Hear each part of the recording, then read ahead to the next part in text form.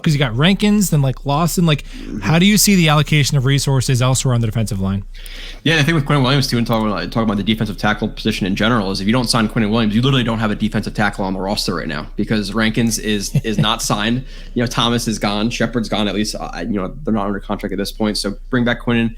Rankins is a guy who first year disappointed me a little bit, but again coming off a lot of injuries. This last year, I thought he was a really underrated part of the defense when he was in there.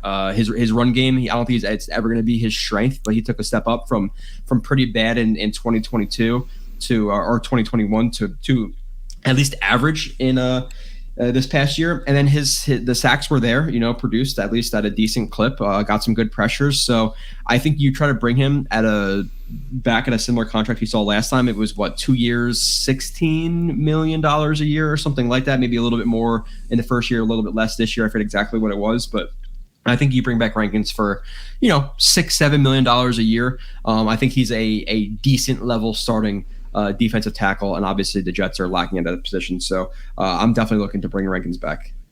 Yeah, I would actually not that Carl Lawson is a better football player than Sheldon Rankins, but I could argue that bringing Rankins back and cutting Lawson would be just, if you factor in money and the depth at defensive edge, because I think if you look at defensive edge last year, there was guys that we were like Jermaine Johnson and Bryce Huff that we wanted to get on the field more, but there just wasn't enough there wasn't enough reps to go around. So I think that defensive end, look, I don't know if Jermaine Johnson's ever going to be the pressure or quarterback hit machine that prime Carl Lawson was, but I think the combination of Johnson on early downs and Huff on third downs like that, the combination of that to me is probably an above average starting defensive end. And then Clemens looked like he at least belonged in the NFL as a rookie. So I think that $7 million for Rankins could go a long way. I think he was the unsung hero of the pass rush